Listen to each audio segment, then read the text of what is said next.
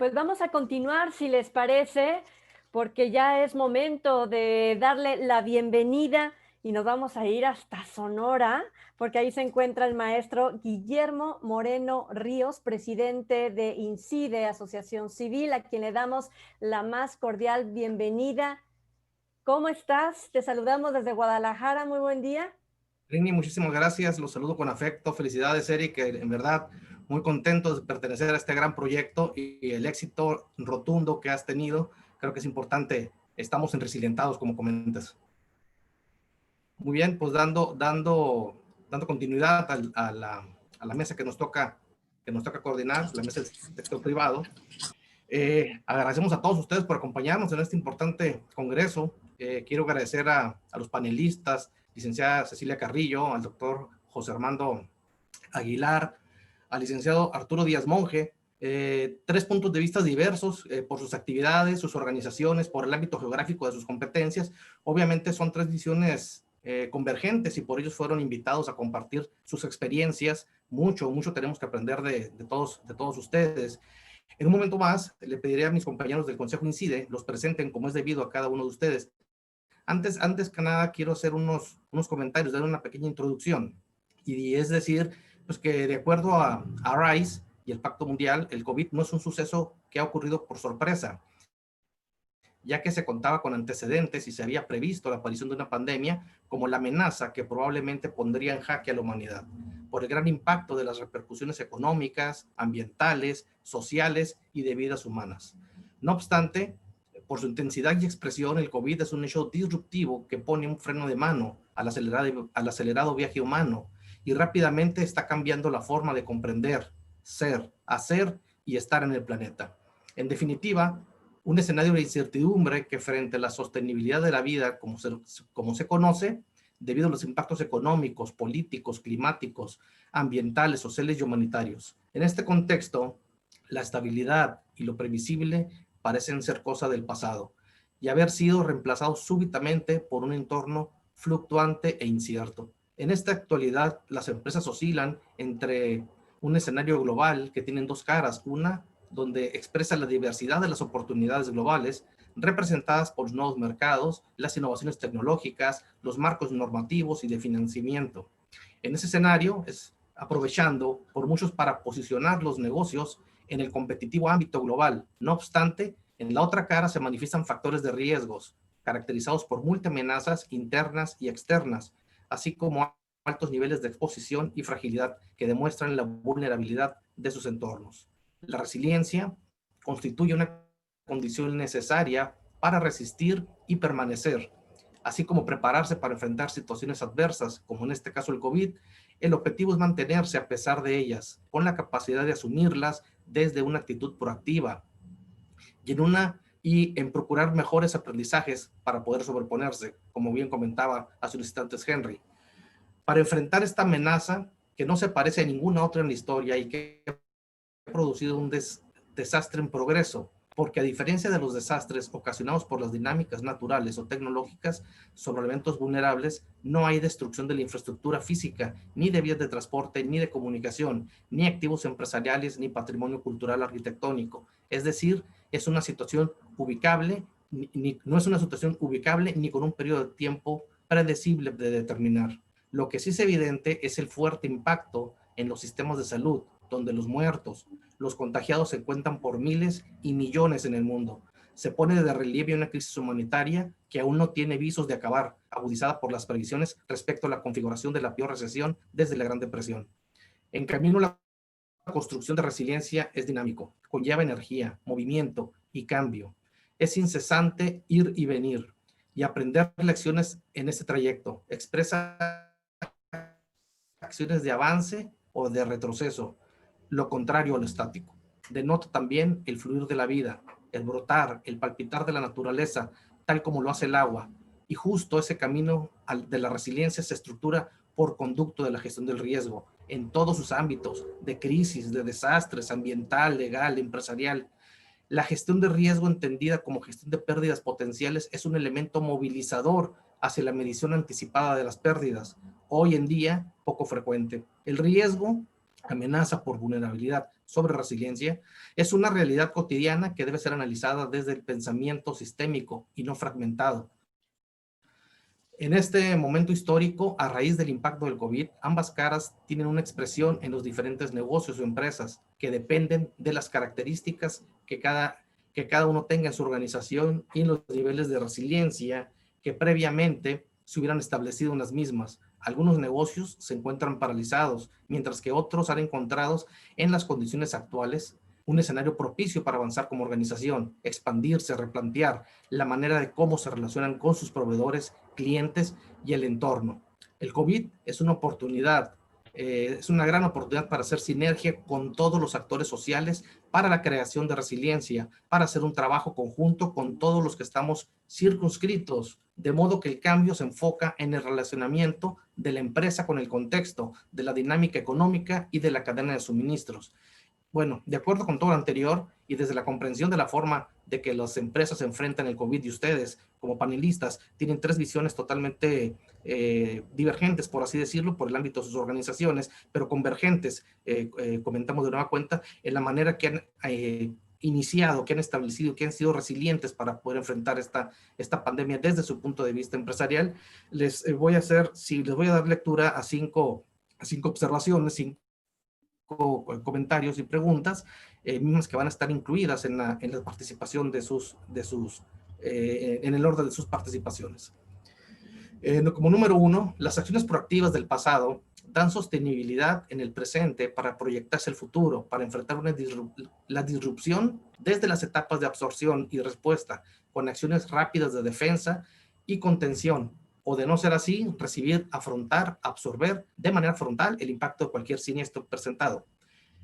Aquí la pregunta, ¿qué acciones ya se tenían previstas para afrontar esta o cualquier otra crisis? Y, obviamente, derivado del COVID, ¿cuáles fueron las acciones principales que impactaron a su organización y a las de sus representados? ¿Cómo enfrentaron la primera etapa de incertidumbre de este proceso, desde lo económico, salud, laboral, acciones gubernamentales, tecnológicas, mercadotecnia, etcétera? Como segundo punto, durante la adaptación se definen acciones inmediatas de transición hacia el proceso de cambio, mediante el ajuste a la nueva realidad. Tiene como propósito garantizar la continuidad de las operaciones y presentar sus funciones principales, ventas, operación, gestión y administración, pero que puede generarse de una manera rápida o lenta, dependiendo obviamente de las capacidades que cada empresa y la evolución que tuvieron en torno a la crisis. ¿Cómo enfrentaron este proceso como organización y las empresas a las que representan y qué acciones temporales o permanentes se establecieron? Como punto número 3, las acciones inmediatas de cambio y sostenibilidad para permanecer se orientan en la reinvención del negocio, al mejoramiento de las relaciones con el entorno y a la integración definitiva al mundo digital, como una estrategia para competir en los nuevos mercados. Implica estar dispuesto a desaprender y a aprender. Se presenta una mayor oportunidad de supervivencia, pues ya se ha pasado de la adaptación a las fases de transformación,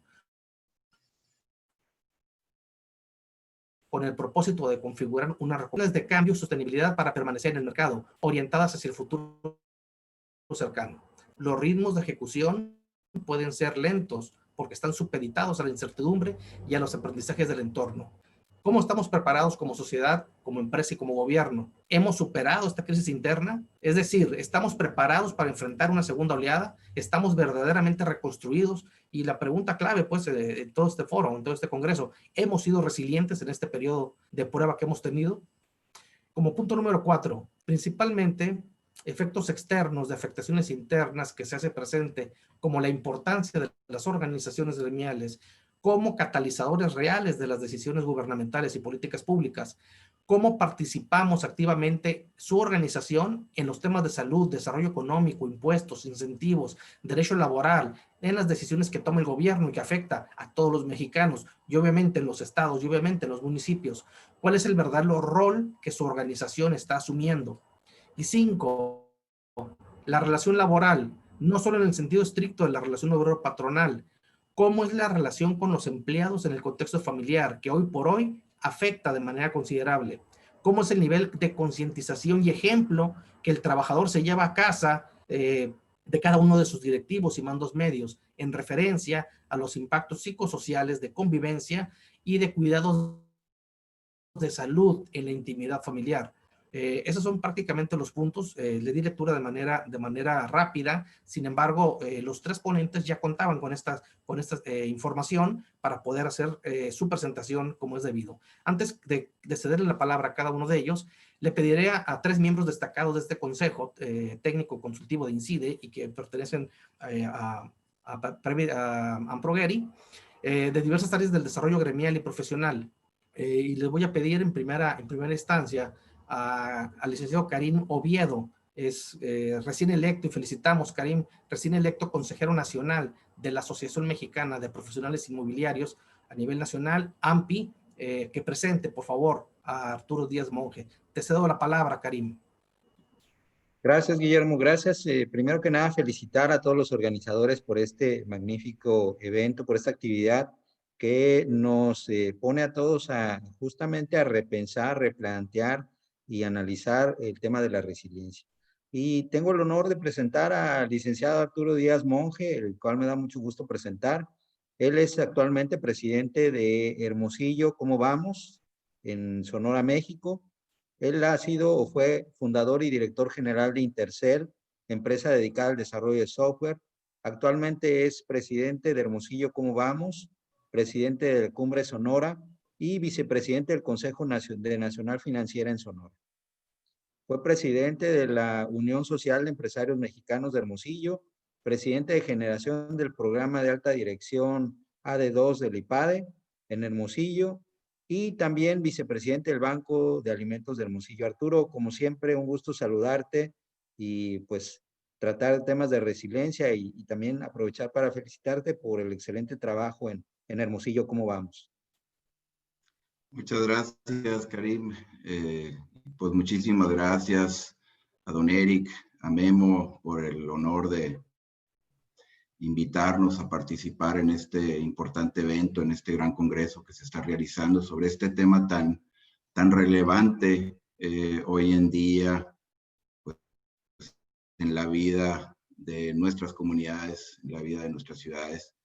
Y bueno, entrando directamente en materia y por supuesto saludando con mucho afecto a todos los participantes y agradeciéndoles su presencia en esta intención de enriquecer experiencias, enriquecernos con experiencias compartidas, pues me voy a permitir compartirles una experiencia que tuvimos aquí en la ciudad de Hermosillo. Como saben, pues Hermosillo es una ciudad del noroeste de México, estamos en el estado de Sonora, es una ciudad de un poco menos de 1 millón de habitantes, de apoyos de microcréditos para las pequeñas empresas y las personas que están en autoempleo. Siguiente, por favor. Y bueno, pues finalmente es un gusto decirles que logramos la meta. Es un esfuerzo que inicia a principios de abril y logramos alcanzar la meta a finales de agosto. Se reunieron los 100 millones de pesos y aquí hubo un actor fundamental que cuando ve esta gran iniciativa, este gran esfuerzo en donde nos unimos todos, el Grupo Coppel de manera muy generosa, la familia Coppel decide aportar hasta 50 millones de pesos, duplicando los donativos que se fueran logrando. De esta manera, pues nos ayudó con la mitad de la meta. La otra mitad se logra a través de aportaciones de múltiples actores de la comunidad hermosillense. Siguiente. Lanzamos también un banco de iniciativas en donde invitamos a que las organizaciones que estaban realizando actividades de apoyo a la comunidad, como los bancos de alimentos, los centros de atención psicológica, los centros comunitarios, las comunidades de fe que estaban ya realizando actividades, pues se vincularan en este gran esfuerzo. Y estas organizaciones son las que nos permitieron canalizar estas aportaciones, estos donativos, y distribuirlos en toda la ciudad. Sin el apoyo de todas estas organizaciones hubiera sido simplemente imposible lograr este objetivo de llegar a toda la población vulnerable de la ciudad, a la gran mayoría de la población. Adelante, por favor. Se logró al final recaudar 100.177.000 pesos. Participaron más de 80 empresas con aportaciones económicas en todos tamaños, desde miles de pesos hasta millones de pesos. Más de 100 organizaciones nos apoyaron en la distribución de las despensas, de los insumos médicos, de los microcréditos. Entregamos más de 93,000 despensas en toda la ciudad, en todas las colonias y en el municipio, inclusive en las zonas rurales del municipio. Más de 300,000 insumos médicos a prácticamente todos los hospitales en la ciudad y en la zona rural. Más de 10 millones en microcréditos que se están entregando, y este programa va a durar 2 años porque conforme se van recuperando los microcréditos se vuelven a entregar a nuevos microempresas. Hicimos la adquisición en colaboración con el gobierno del estado de 5,000 pruebas COVID que se aplicaron gratuitamente. Y bueno, pues la verdad es que es un esfuerzo en donde queda muy claro esta capacidad de unirnos, de ser empáticos, de ser solidarios y de hacer la diferencia en la vida de muchísimas personas, y de lo cual nos sentimos profundamente orgullosos. Siguiente, por favor. Aquí están algunas fotografías de las entregas. Esta es en el Hospital del Iste, del Istezón, perdón, del Iste, aquí en Hermosillo. Adelante. Este es personal médico de otra de las clínicas que estuvieron atendiendo a pacientes COVID. Adelante. Pues una imagen de las entregas que se hicieron de estas 93,000 despensas que pues hacían la diferencia porque permitían garantizar la alimentación a las familias ante la pérdida en sus ingresos. Adelante. Y estas son las empresas que participaron con sus donativos. Hicimos una gran alianza con los medios de comunicación, con los periódicos, con Televisa, con las Telemax, las diferentes televisoras, las revistas, las publicaciones, con las fundaciones nacionales que también participaron, estatales, municipales. En fin, fue una gran unión la que se logró. Adelante. Y bueno, para terminar, pues nada más mencionar la importancia de la transparencia proactiva. Era muy importante para generar confianza que pudiéramos estar publicando en tiempo real cómo iban entrando los donativos, cómo se iban gastando, de tal manera que construimos un micrositio que tenía un mapa georreferenciado de todas las entregas que se iban haciendo. Cada uno de los puntitos que ustedes ven ahí son puntos de entrega donde ustedes le dan clic. El sitio está disponible en vaporhermosillo.org y ahí pueden ver cómo cada una de las entregas tiene la documentación de fotográfica, de video, las facturas que se adquirieron de los insumos, la lista de todas las donaciones recibidas, los criterios de las adquisiciones, la comprobación de los gastos factura por factura, las evidencias, de tal manera que fue un esfuerzo totalmente transparente, actualizado semana con semana, que está disponible para su consulta, y esto era fundamental para que pudiéramos lograr construir esta confianza tan necesaria, especialmente en estos momentos donde estábamos haciendo este llamado para que pudiéramos todos aportar en la medida en la que cada quien pudiera. Bueno, pues hasta aquí la presentación. Voy a terminar con un video de 2 minutos en donde damos las gracias a todos los participantes, y solamente decir que de los grandes aprendizajes que obtuvimos es la importancia de la construcción de confianza. Es muy importante valorar que necesitamos construir confianza, que la confianza lleva a un proceso y que por eso es importante construir espacios de comunidad donde nos vinculemos para que estemos preparados para los momentos de adversidad, en donde podamos organizarnos, donde estemos preparados para una respuesta inmediata. Y es Y aquí creo que lo más relevante es demostrar que pudimos hacer algo extraordinario, algo que nunca se había hecho en la historia de la ciudad, algo que es un gran logro para poder incidir en la vida de muchas personas. Y bueno, nos sentimos muy orgullosos de esto que se logró con el aprendizaje de muchos esfuerzos en otras ciudades de México y de otros países. Y bueno, pues vemos con mucho entusiasmo las posibilidades. Esto habilitó, y con esto termino, una alianza ahora por un Hermosillo en verde. De hecho, ahorita voy a una reunión justamente con el gobierno del estado, con la señora gobernadora, en donde estamos articulando lo que va a ser una alianza estatal por un Sonora en verde.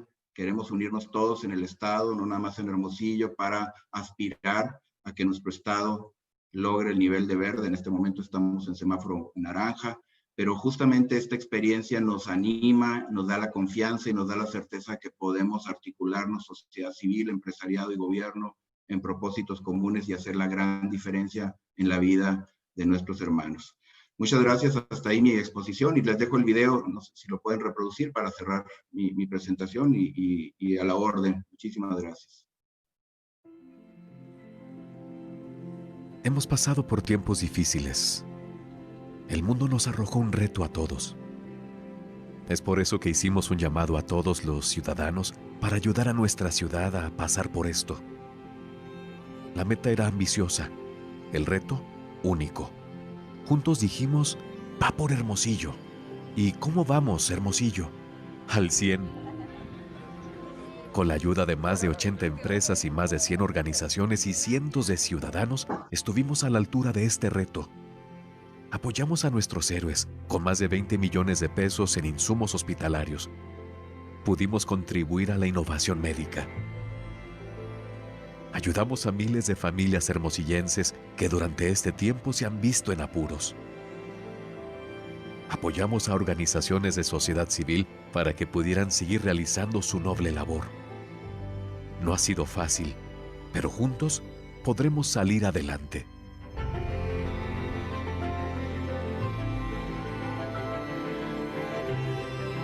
Gracias a ti, logramos cumplir nuestra meta. Logramos recaudar más de 100 millones de pesos. Y por eso, gracias, Hermosillo. Gracias. Gracias, Fundación Va por Hermosillo. Esto aún no termina. Va por Hermosillo, va por nuestros héroes, va por las familias, va por los pequeños empresarios, va por los soldados caídos que nunca olvidaremos, va por nuestra ciudad. Hermosillenses somos y por Hermosillo vamos.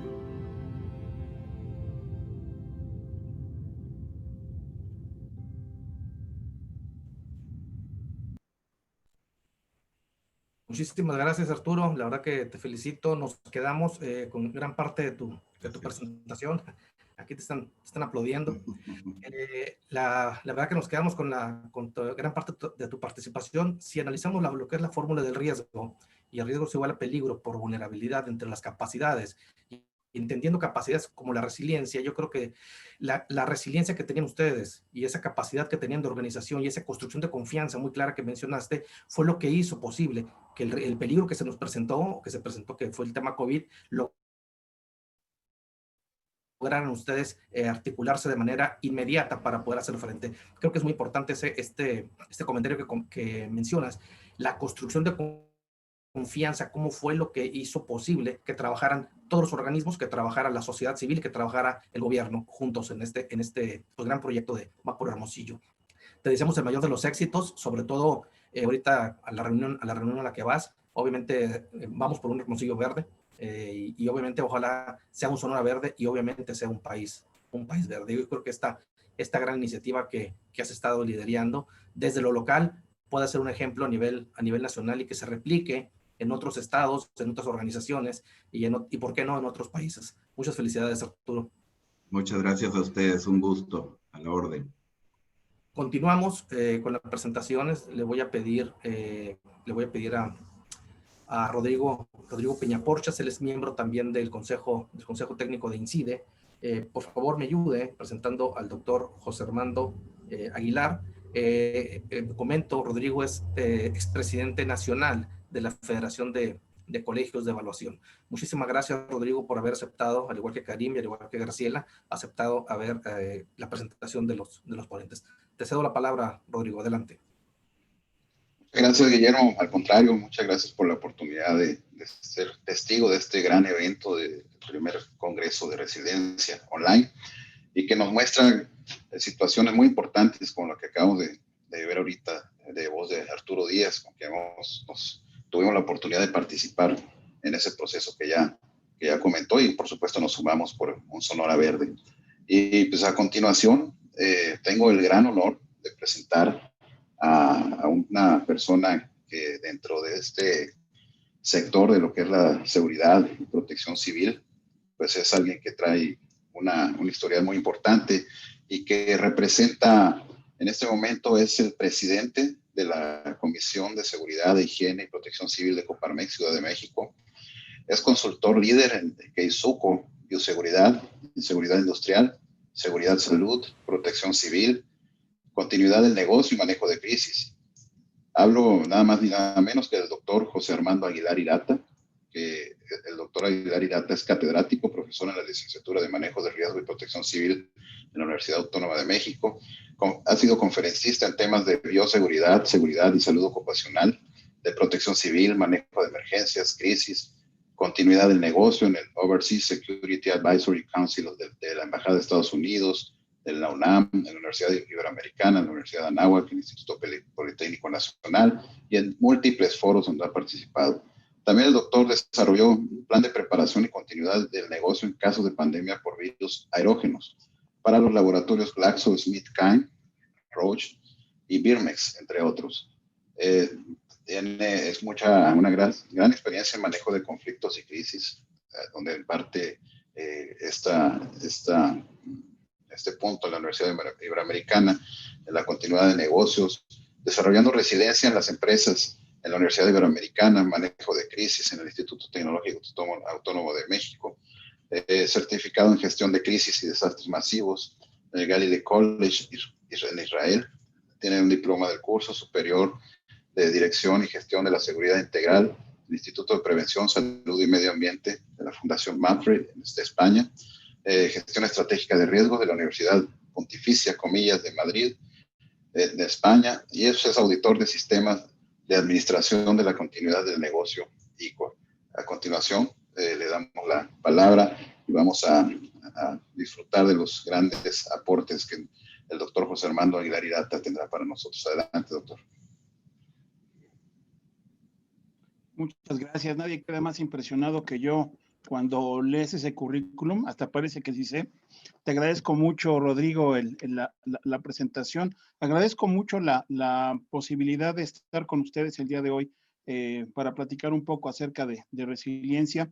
Y voy a iniciar con una presentación.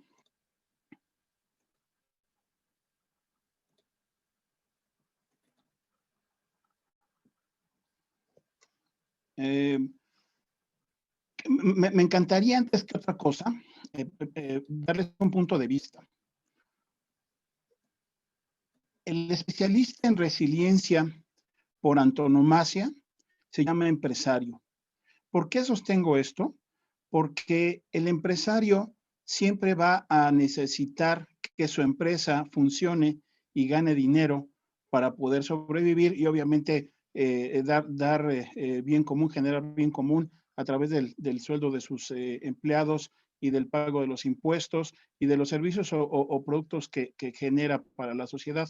Entonces, a lo mejor esta Asociación Nacional de Profesiones de Resiliencia, y lo que acaba de decir el bueno de Arturo Díaz, él no tenía experiencia, perdóname Arturo, al ser empresario, tienes mucha experiencia en resiliencia y una excelente presentación la que acabas de hacer, muchísimas gracias. Voy a platicar con ustedes acerca de estos retos del sector privado en esta etapa de pandemia.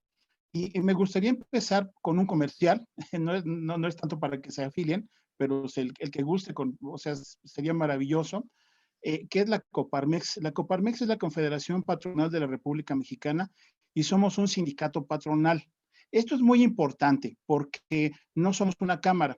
Las cámaras originalmente por allá de los años 30, en este país se conforma por parte del gobierno para corporativizar el voto, ¿sí?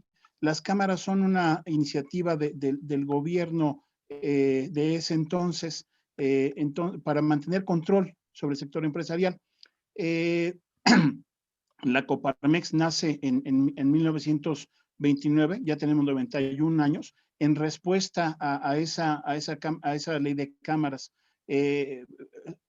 La idea de los iniciadores de la Coparmex es que hubiera una organización empresarial que defendiera sus puntos de vista y que no estuviera sujeta a las aveniencias del gobierno. Y eso es lo que nos ha caracterizado desde 1929. Somos un sindicato patronal. Así, los que son empresarios o los que han tenido contacto con algún sindicato, nosotros somos iguales. Tenemos un secretario general, tenemos secretarios de comisiones, tenemos comisiones de trabajo, y lo que buscamos es el estudio de las condiciones en las que operan los empresarios en este país, mejoramiento de las condiciones para la prosperidad de todos los mexicanos, la defensa de los legítimos intereses de todos nosotros los ciudadanos. Es importante platicarles que somos 36,000 empresas socias en todo México, representamos el 30% del PIB nacional y más o menos 4.8 millones de empleos formales en estas empresas. Somos voluntarios. Nosotros pagamos por hacer lo que estamos haciendo en la Coparmex. Lo hacemos con muchísimo gusto porque gracias al esfuerzo de estos 36,000, bueno, somos muchísimos más voluntarios que estamos aportando nuestro trabajo a este país. Muchas cosas han mejorado. Y entonces, bueno, en todos los estados hay por lo menos 2 centros empresariales de Coparmex en donde tú puedes solicitar ayuda, seas empresario o no seas empresario, puedes solicitar ayuda para la formación de tu empresa, puedes solicitar ayuda para la orientación de cómo administrar tu empresa, puedes solicitar ayuda en caso de que alguna autoridad no se esté portando bien contigo y quiera aprovecharse. La Coparmex es nosotros lo vemos como una forma de vida y lo que buscamos es básicamente el bien común de todos los mexicanos.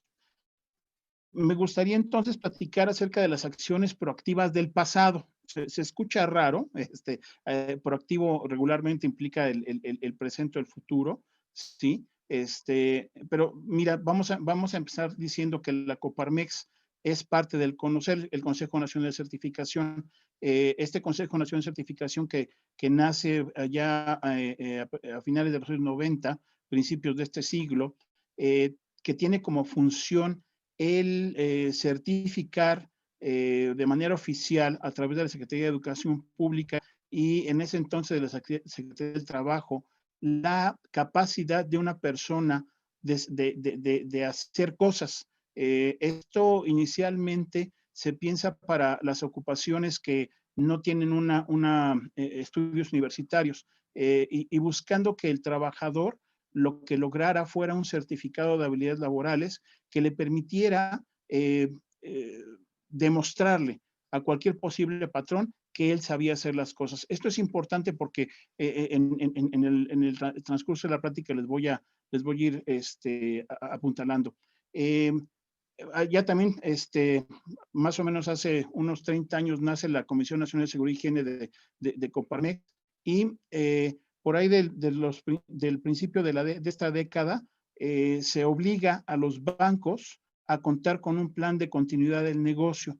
Esto lo hace la Comisión Nacional Bancaria y de Valores. Es obligatorio para todos los bancos el contar con un plan de continuidad del negocio, cuyo objetivo es que si tú eres un cuentaviente y tienes dinero en el banco, en el momento que haya un desastre, tú puedas acceder a ese dinero si lo necesitas o si lo quieres. Entonces, ahí viene la primera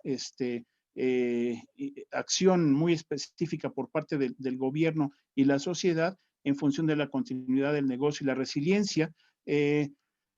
Más o menos en el 2015 se establece una estrategia de nueva cultura empresarial. Lo que está en azul son cosas a las que ha ayudado la Coparmex. esto es la generación de valor por la vía de la innovación. Y entonces, esta generación de valor vía innovación no solamente requiere profesionistas, sino que requiere de personas que estén certificadas en sus actividades. Después se establece, igual por el 2015, un modelo de formación dual en donde lo que se busca es que los alumnos que están estudiando en una especialidad técnica o universitaria tengan la posibilidad de trabajar al mismo tiempo en una empresa, de tal manera que vayan afinando las habilidades y cuando salgan de esos estudios ya cuenten con la experiencia suficiente y actualmente con certificados de habilidades laborales específicos expedidos por la Secretaría de Educación Pública que le den mayor valor en el mercado. Entonces, esto hace que las personas que no tienen estudios necesariamente, o sea, esto es para el modelo dual es para estudiantes, por supuesto, pero el formato de certificados de habilidades está hecho a personas que, aunque no tengan estudios formales, puedan demostrar esa formación con esos certificados. Y actualmente ya hay un programa para que las personas que tienen formación empírica pudieran llegar a obtener un grado hasta inclusive universitario para algunas profesiones, en donde demuestran esto a través de los certificados del conocer en programas de titulación por experiencia, en donde un certificado de conocer puede generarte más o menos un aproximado de 36 créditos educativos útiles. Más o menos necesitarías entre 15 y 20 certificados relacionados obviamente con la actividad para que pudieras solicitar en una universidad que cuente con este sistema de titulación por experiencia el examen profesional. Te hacen tu examen profesional, demuestras la experiencia con los certificados, te citan para el examen profesional, pasas tu examen profesional y entonces obtienes una cédula, ¿sí? Y entonces ya podemos ir cumpliendo este objetivo extremadamente ambicioso que se ha puesto en la administración actual de que todas las personas en México tengamos estudios de licenciatura, ¿sí? Acuérdate que eso se aprobó en la nueva ley de educación. En el 2012 se establece la continuidad de operación en la Ley General de Protección Civil. Ahí también estuvimos metidos en la Coparmex y se elaboró una guía práctica de elaboración de plan de continuidad de operaciones que está básica, o sea, realmente está muy básica, pero que ya es la primera, el primer documento estratégico, el primer documento que nos ayuda a la estrategia de generar los planes de continuidad de operaciones para todo tipo de empresas y dependencias de gobierno. Después aparece el estándar de conocer, que es elaboración de plan de continuidad de operaciones para dependencias y organizaciones, y entonces en este momento ya cualquier persona, o sea, cualquiera de nosotros que estamos metidos en esto de la resiliencia, puede concursar ante un centro de evaluación o un evaluador del conocer para obtener ese certificado que establece que sabes hacer planes de continuidad de operaciones. Ahora bien,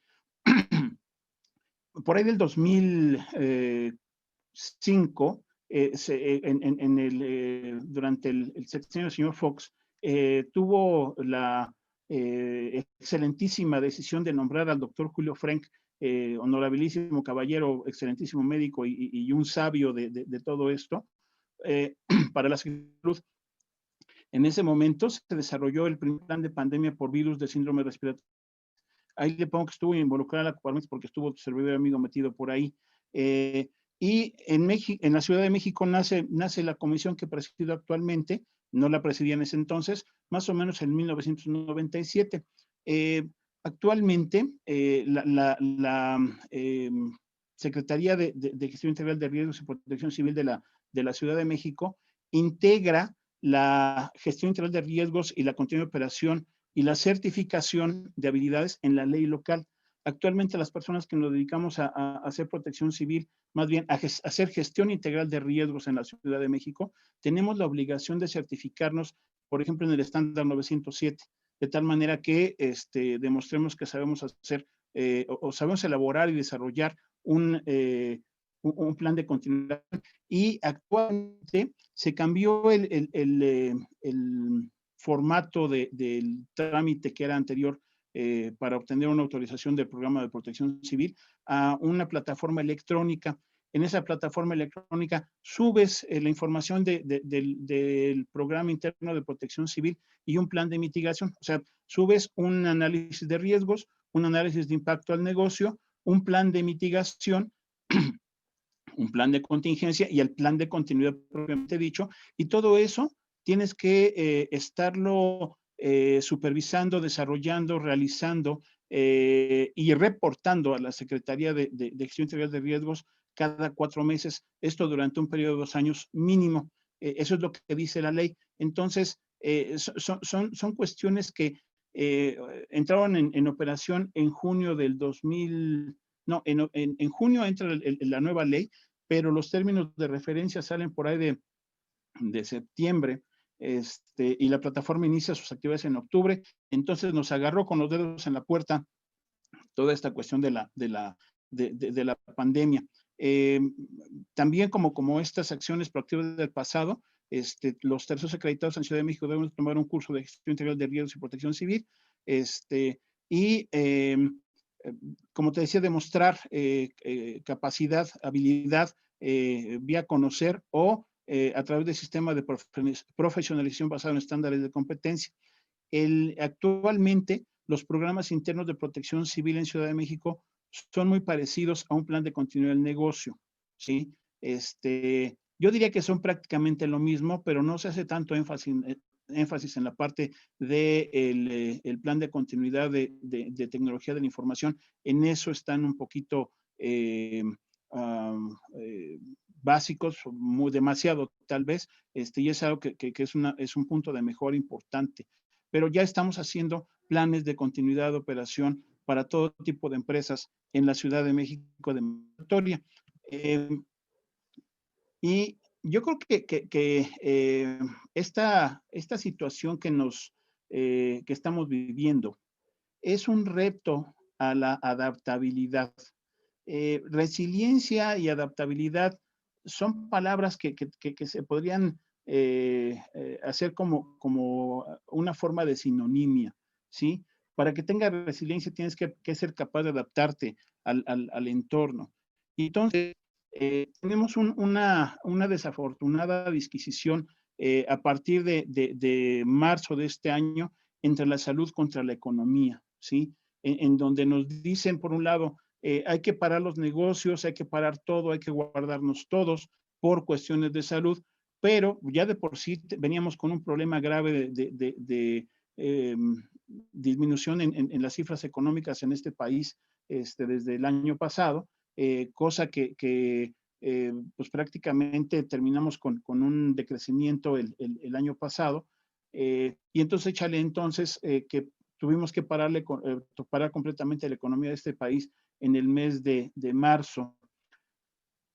Y durante esta plática tengo aquí esta sumatoria de necesidad, visión de túnel e incapacidad, que yo creo que es más certera que esta disquisición entre la salud y la economía. Creo que no estamos, tenemos visión de túnel y estamos muy necios en la cuestión de salud sin atacar realmente el problema. No estamos yéndonos a las causas básicas, estamos trabajando a ritmo de ocurrencias y definitivamente está muy mejorable la posibilidad de que saliéramos avante. Esto es un estudio que hizo la Coparmex en función de las micro, pequeñas y medianas empresas y el riesgo por la situación que vivimos ahora por la enfermedad COVID-19, en donde podemos observar que todos los estados que tienen color rojo implica que tienen un riesgo mayor del 43% de esas micro, pequeñas y medianas de desaparecer, de morirse por falta de actividad económica o por falta de recursos. Las que están en amarillo tienen del 25 al 43% de posibilidades, entonces, de probabilidades, perdón. Entonces, vemos que el programa para las MIPYMES no es no es nada alentador. Y luego nos vamos a revisar esta gráfica que es de cómo se han perdido los empleos formales a consecuencia del COVID-19 durante este año.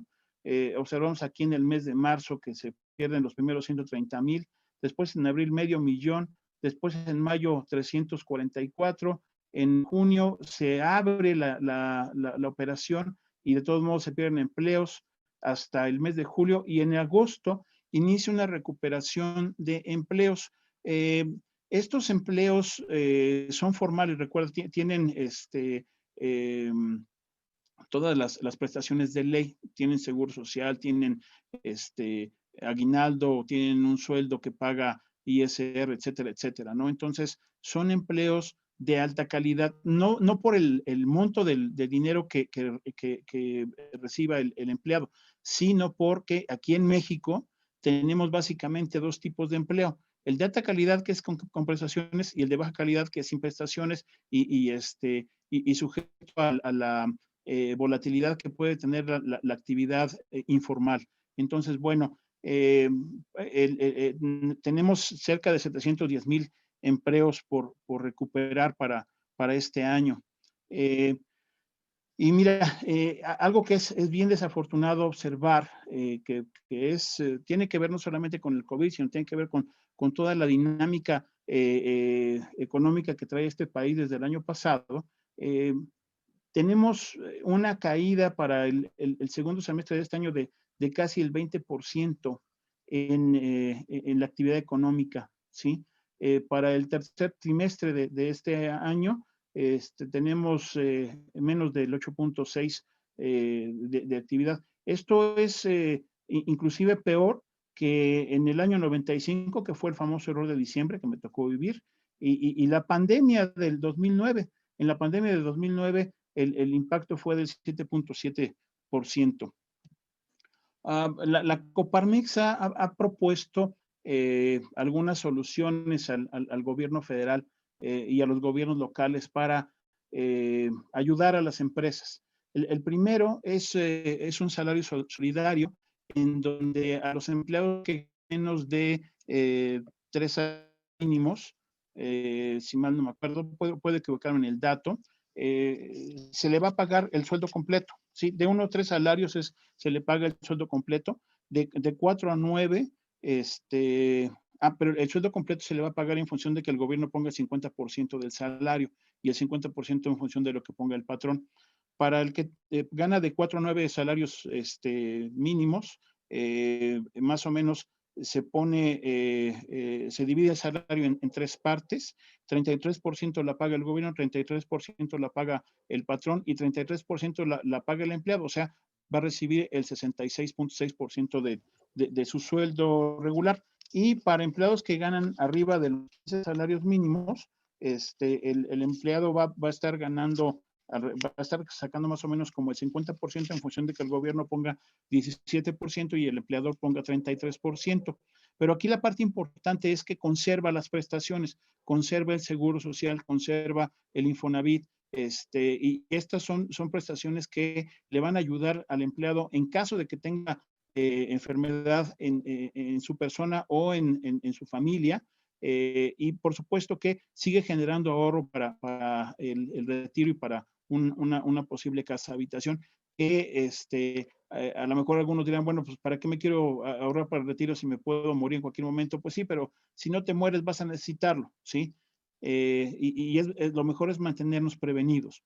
Hay un seguro solidario que es que se propone para todas las personas que pierden el trabajo, que son 3 salarios mínimos, si mal no recuerdo, durante 6 meses, y un bono solidario que lo que proponemos al gobierno federal es que por cada trabajador que recontratemos se deduzca ese sueldo de los impuestos de este año, ¿no? Entonces, son las propuestas que se está haciendo.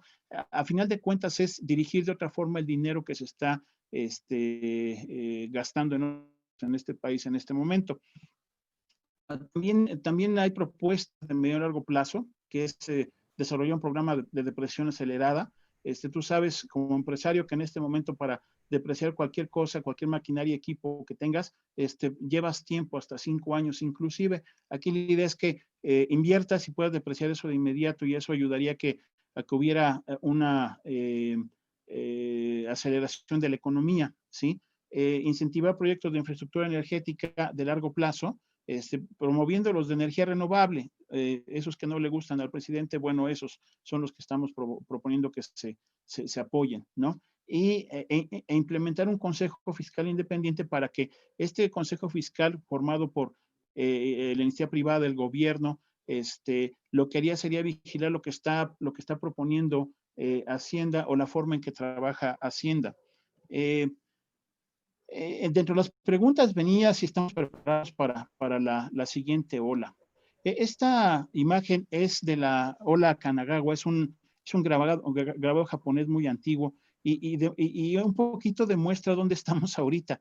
La ola es como esta, no hemos bajado de ella, estamos, la baja de enfermos que tenemos en las gráficas que nos muestra diariamente el gobierno, es esta ola, o sea, es una ola gigantesca que está provocando una gran cantidad de personas enfermas, y de cada 10 personas que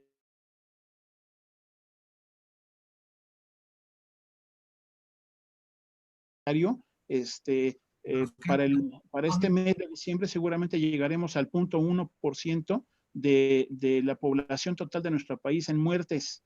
120,000 personas muertas en un país de 120 millones de personas. Entonces, bueno, eso es una situación interesante. Por otro lado, ¿qué es lo que va a tener mayor valor actualmente en esta pandemia para el sector empresarial?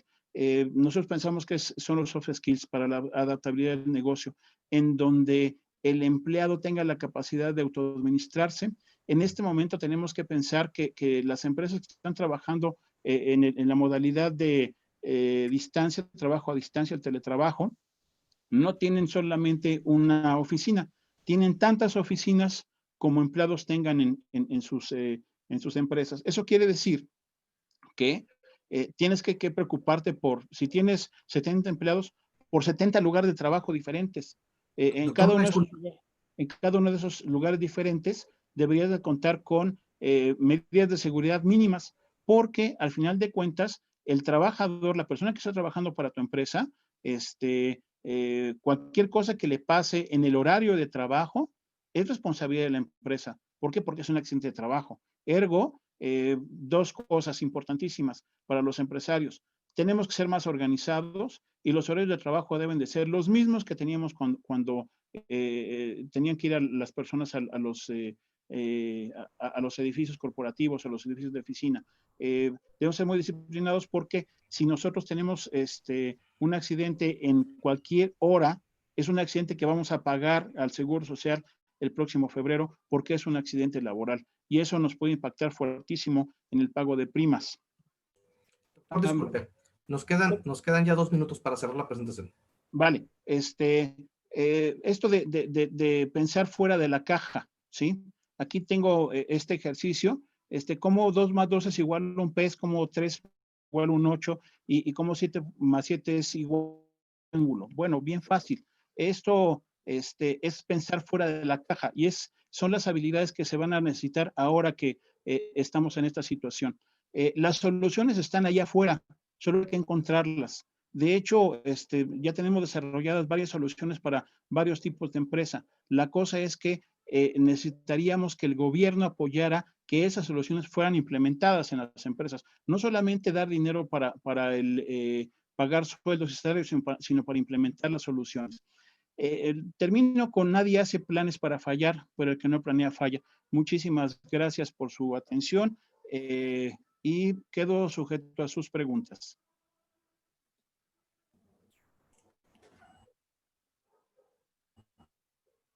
Muchísimas gracias, doctor, por la interesante participación.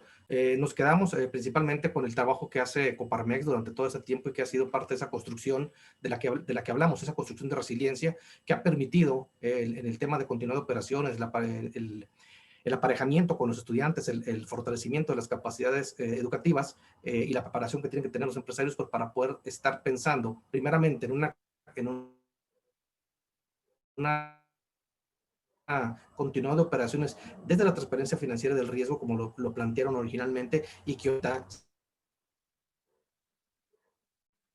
aplica los planes de protección civil. Estaban en oportunidad para que quedan todavía. Usted habló de necedad, habló de túnel de luz. Entonces quedan muchas áreas de oportunidad que deben aprovecharse y que debemos de trabajar empresarios y gobiernos juntos. Tomamos también el tema de que hace referencia que necesitamos más el apoyo del gobierno y no únicamente con el tema de dar los recursos, sino la implementación de ciertos programas que puedan servir para poder ser verdaderamente resilientes. La verdad lo felicito, es un trabajo exhaustivo que ha estado haciendo desde años anteriores, obviamente se ve, y que ahorita pues en la presidencia de esa vicepresidencia de Protección Civil, es importante que se pueda llegar hacia otras organizaciones que todavía no hemos entrado específicamente a tener una vicepresidencia como tal. Son pocos los organismos que cuentan con un área específica para protección civil, gestión de riesgo, continuidad de operaciones. Muchísimas gracias, doctor. Vamos a dar paso, ya por la premura del tiempo, vamos a dar paso a Graciela Rodríguez. Ella es directora regional. Ella es directora regional de la Asociación Mexicana de Agentes de Seguros y Fianzas, y que también es miembro de Consejo Incide, que te agradezco, Graciela, que hayas aceptado junto con un servidor apoyarme en la conducción de esta mesa y presentar a Cecilia Carrillo. Te cedo la palabra, Graciela. Muchísimas gracias. Muchas gracias a ti, Guillermo. Y bueno, desde Hermosillo, Sonora, con mucho gusto me permito presentar a nuestro siguiente ponente en este primer Congreso de Resiliencia. Es la licenciada Cecilia Carrillo López, directora general de Index Nuevo León, miembro en distintas organizaciones como Board of Directors del Consejo Editorial de la sección de negocios del periódico El Norte. Actualmente es parte del Consejo de Andamos México. Cuenta con estudios por el Instituto Tecnológico y de Estudios de Monterrey en Administración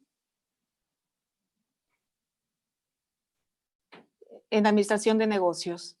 La UNC Charlotte Bell College of Business y con un MBA Global Business and Strategic y un MBA Gibbs Global Business and Strategic en el Tecnológico de Monterrey. Experiencia profesional con Alfa Corporativo, Aceros RCG, Whirlpool Corporation, Owners Corning, Nuevo León, Software Council, Cluster Director en Home Appliances, Cluster CLELAC y actualmente directora general de Index Nuevo León. Asociación civil que representa, promueve y defiende los intereses y derechos de las empresas manufactureras de exportación y con programas IMEX en Nuevo León. Bienvenida, licenciada Carrillo, a nuestro congreso. Muchas gracias, Graciela. Muchas gracias a todos. Estoy súper encantada de estar aquí, de este primer congreso. Creo que es un tema súper importante que no podemos dejar de lado, la importancia que debemos todos tener en adaptarnos a los cambios, porque la vida al final se trata de cambios. Y pues debido al tiempo yo solamente les voy a presentar algo al final, pero les voy a platicar un poco la historia de lo que nosotros vivimos aquí en Nuevo León en cuanto a, pues, cuando surgió el COVID, ¿verdad? Empezó la pandemia. Cuando estaba enero, febrero, pues ya saben, estaba la historia allá afuera de qué estaba pasando y pues la verdad muchos nos sentíamos muy lejanos de eso, e inclusive un alto funcionario aquí en Nuevo León que tuve una reunión con él me dijo, no, eso no va a llegar aquí. Afortunadamente, él está rodeado de expertos que lo han sabido ayudar a sobrellevar todo esto, porque él, estando en la disciplina que estaba, que es en el sector que nos ayuda a todos a superar esto, no quiero decir para no se pueda interpretar quién es, yo no quiero pensar que él se equivocó, simplemente todos nos sentíamos muy fuera y que esto no iba a pasar, o que esto no iba a llegar a nosotros. ¿Por qué? Porque no estaba a nuestro alrededor. Muchas veces nos sentimos tan ajenos a ciertos problemas, dramas, contingencias, porque no nos pasa a nosotros o a nuestro alrededor, que también por eso a veces no sabemos cómo reaccionar, no sabemos cómo adaptarnos. por eso esto fue tan nuevo para muchos. Algunos han batallado más que otros. Y lo que yo he visto, por ejemplo, en cómo se enfrentó esta incertidumbre, mucho ayudó, por ejemplo, a las empresas internacionales que tenían plantas en China, que tenían plantas en otro lugar, que tuvieron mucho más cercano la exposición o lo que estaba sucediendo por la pandemia, porque al final estaban conectados. Ellos tenían a lo mejor una planta aquí en Nuevo León y tenían una planta quizá, no sé, en Italia, o la tenían en Malasia, pero había algunos que inclusive tengo un socio, una empresa socia, que tenía a la empresa directamente en el mero centro del COVID ahí en China. Y pues ahí te llega mucha información, y el que es listo agarra esa información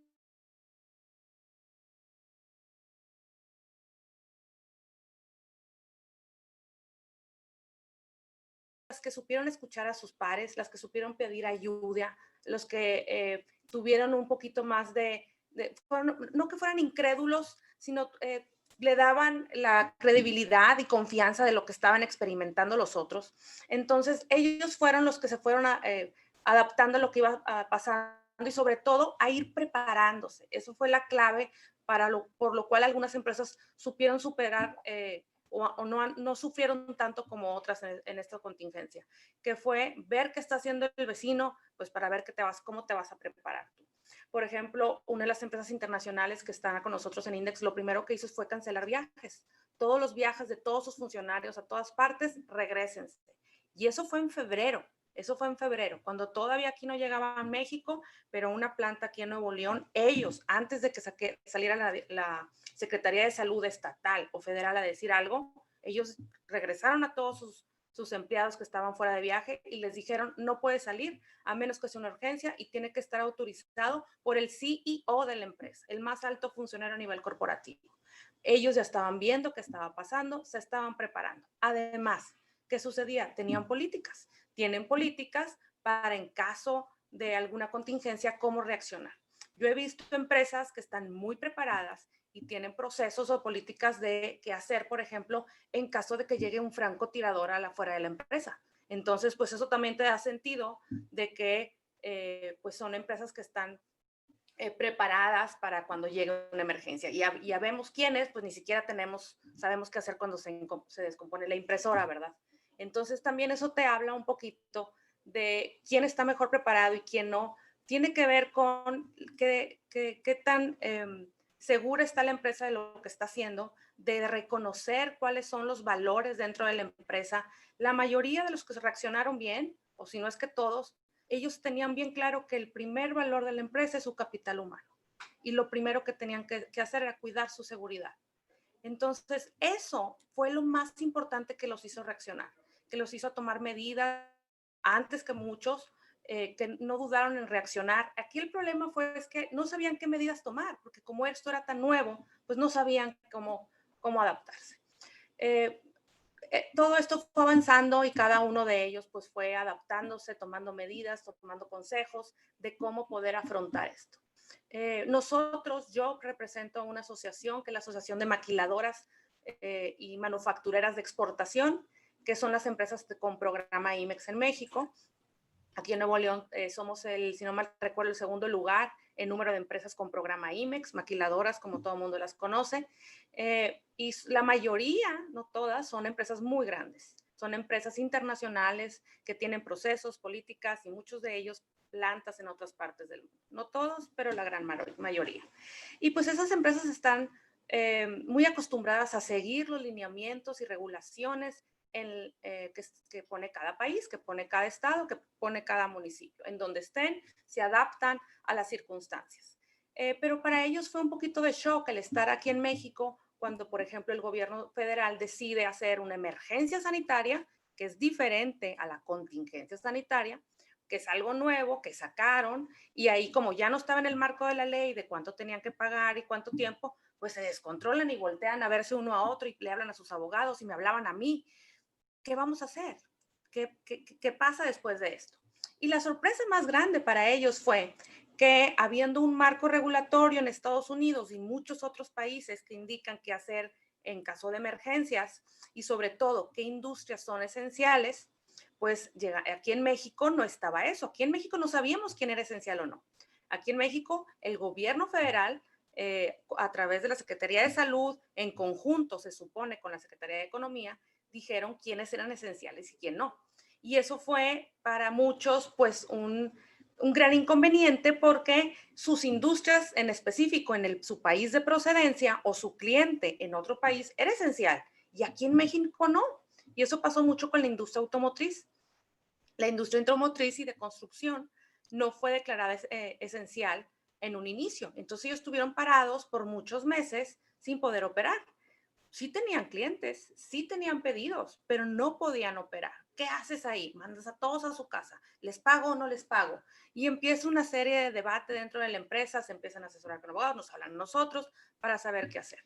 Mucho del apoyo que damos nosotros en Index es precisamente el asesorar a empresas cuando tienen dudas de cómo proceder porque hay algo que no les queda claro o muchas veces quieren saber qué está haciendo otras empresas como ellos.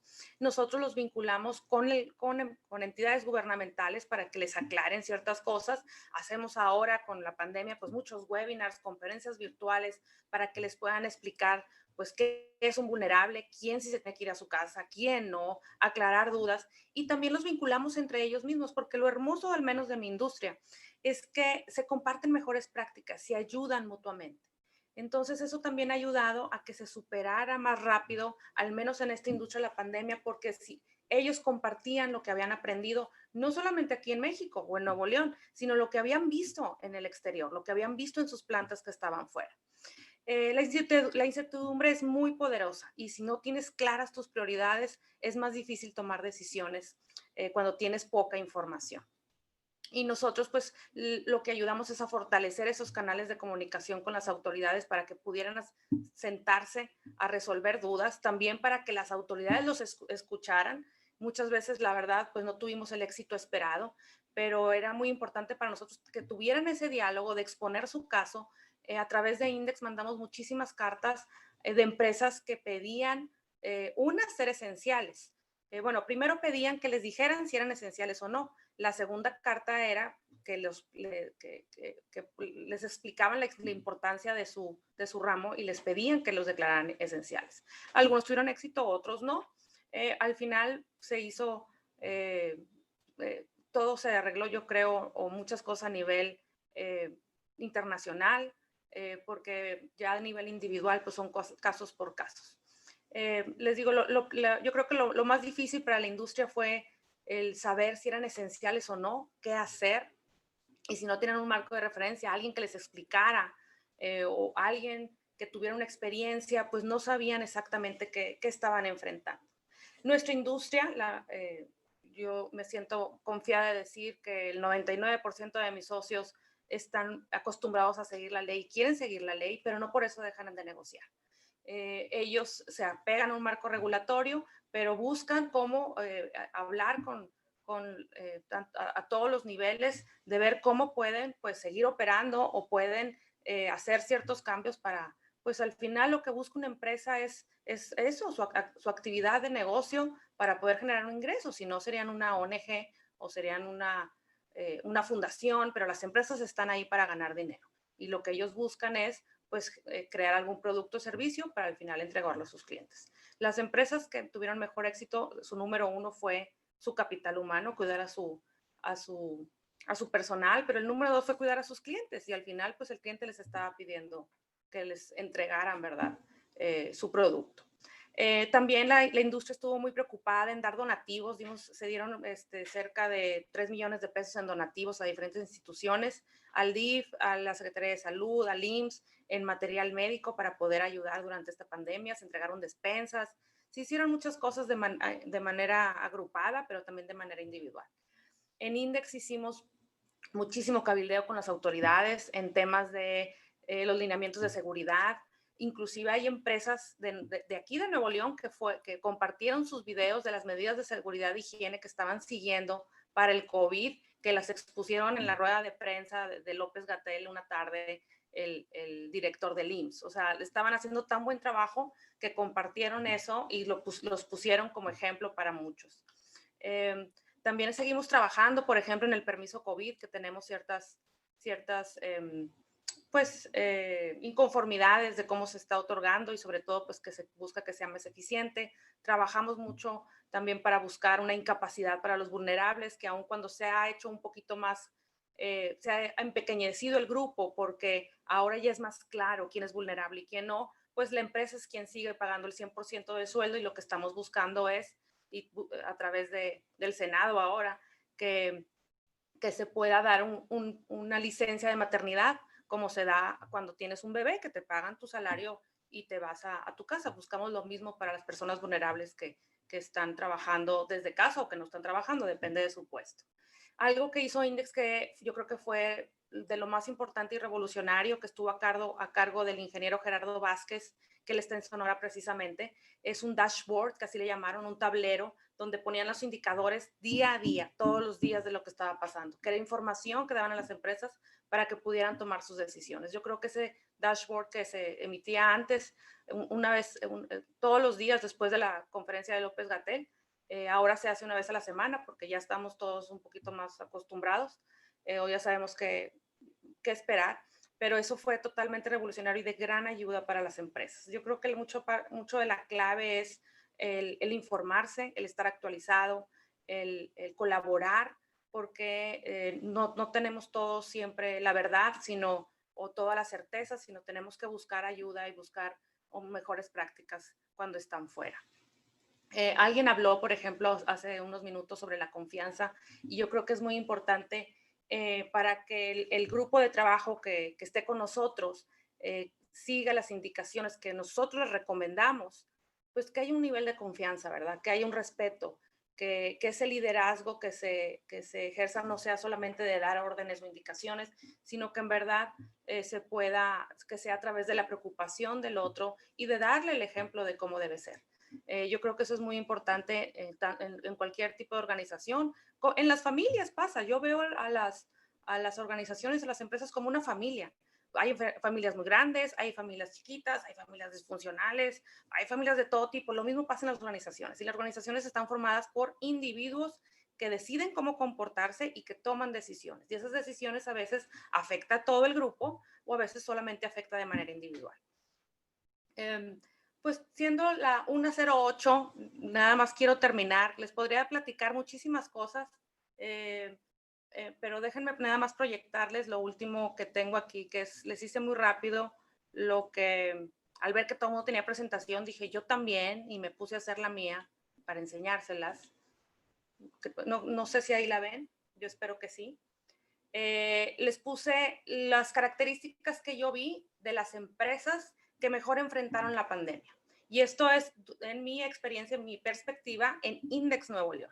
Lo primero era, ellos tenían bien claro que tenían que proteger a su gente.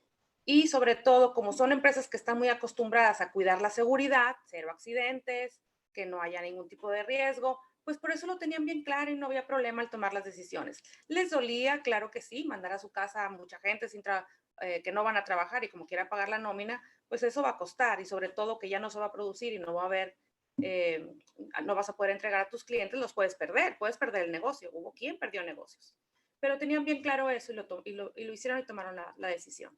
El número 2 fue, siguen las reglas, pero negocien con las autoridades. O sea, aun cuando en verdad siguen lo que dijo el gobierno federal, lo que decía la Secretaría de Salud Estatal, pues buscaban la manera y nos sentamos entre empresas con la autoridad para exponer sus necesidades y sus casos. En algunas situaciones sí se les podía ayudar o se les podía condonar o se les podía hacer algo, y en otros casos no, pero siempre hicieron el intento y siempre siguieron la ley.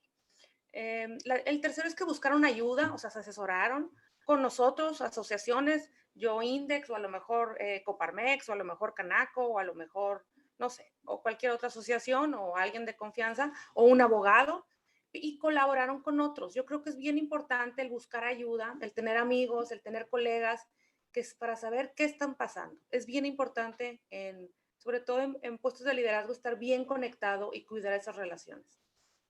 En el número 4 fueron empresas que innovaron y se adaptaron a los cambios. No se quedaron esperando que la autoridad les dijera qué hacer, ellos se pusieron a investigar qué hacer. Antes de que el IMSS publicara sus lineamientos técnicos de seguridad sanitaria, ellos ya tenían muchas cosas implementadas a su empresa. Hay algunos que hicieron cambios, adaptaciones, o quizá pusieron más cosas, pero muchos, la mayoría, ya se habían preparado, ya tenían un plan de acción antes de que saliera lo del IMSS. Y eso es muy importante. Y adaptaron cuando fue necesario. El 5 es que son eficientes, aprenden y mejoran, no se quedan estancados, están viendo cómo con lo que tienes poder sacar el trabajo a flote, poder hacer lo mejor que puedas con calidad, y si algo sale mal, pues entiendes que salió mal y lo corriges.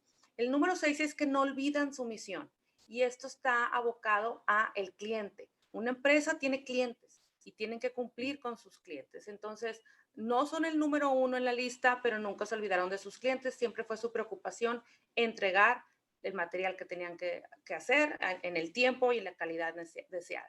Y yo creo que, y el número 7, que lo puse a mero abajo, pero para mí es el número 1, es que tienen un liderazgo fuerte y confiable. Tienen una persona que saben que ve por ellos, que saben que está ahí y que les va a dar el ejemplo y les va a decir por dónde irse. Y esto es lo que yo les quería compartir. Si quieren, podemos ver alguna pregunta según el tiempo. Ustedes me dicen. Graciela. Bueno, te paso la palabra a Guillermo, tú tienes las preguntas. Muchas gracias, licenciada, muy bonita exposición. Gracias, tienen 3 minutos. Muchísimas gracias, Cecilia, la verdad que muy buena exposición, y me quedo principalmente con antes de pasar por el tiempo, yo que pasar alguna pregunta, y de todas maneras le voy a pedir a los ponentes, las preguntas fueron puestas en el chat, si nos ayudaran también respondiéndolas puntualmente, porque ahí se las dirigen directamente en caso de que se nos acabara el tiempo. Pero me quedo, Cecilia, principalmente con un tema que comentas, en el tema de las empresas que pertenecen a Index. Efectivamente, pues ya tenían una experiencia que tenían de otros países, las pares que tú comentas, pero sobre todo una cosa importante, que independientemente, pues que haya una exigencia y que ya tenían algunas medidas de seguridad, su industria particularmente, el trabajar con otros ISOs, con otras requerimientos internacionales, pues ya contaban con exigencias de seguridad, por lo tal no fue tan drástico, pues no, el adaptarse, pero sobre todo, pero hay una cosa que tuvieron que resalto de Index. Uno, la humildad de saber escuchar lo que sucedía en otros países para inmediatamente implementarlo, y lo otro, la generosidad que tuvieron, porque sí me consta que supieron aportar, y efectivamente, mucho antes de que salieran los protocolos por parte del gobierno, Index estaba apoyando a otras industrias, e incluso al mismo gobierno. Muchos de los protocolos fueron tomados de algo que ya ustedes pues ya hacían de manera tradicional, el tema de la sanitización, etcétera, ¿no? Entonces, me quedo con esos tres, con esos elementos de la humildad y la generosidad que tuvieron, y obviamente aparte de lo que fue el conocimiento. Y si resumimos las 3 presentaciones, yo me quedaría con algunos conceptos como confianza, empatía, por lo que comentaba Arturo, esa generación de confianza con el empresariado para poder unirse y poder ser empáticos con la sociedad. En el otro sentido, lo que comentaba el doctor Arturo también, el tema del conocimiento y la gobernanza, el conocimiento previo que fueron generando para poder generar esa gobernanza y ese conocimiento que fueron adquiriendo con experiencia, y que además lo fueron fomentando a través de ir haciendo otras acciones pues educativas, tanto para estudiantes, para profesionistas, pero que fueron retomando y fueron construyendo ese nivel de gobernanza que se requiere ahora para poder aterrizar pues todo ese conocimiento de manera correcta. Y el tuyo, Cecilia, el tema de generosidad y humildad, que son factores, los acabo de explicar, son factores importantísimos, que cómo se va generando desde 3 perspectivas totalmente distintas, cómo se va generando esa construcción de lo que debemos hacer, ese tejido empresarial para poder apoyar a la sociedad, y obviamente pues hacer este nivel de resiliencia y este nivel de gobernanza que nuestro país y pues nuestro mundo requiere, ¿no? Es importante que se conozcan las experiencias de todas las latitudes para poder hacer un mejor tejido. Estamos exactamente en el punto. Voy a leer una pregunta que está en el chat.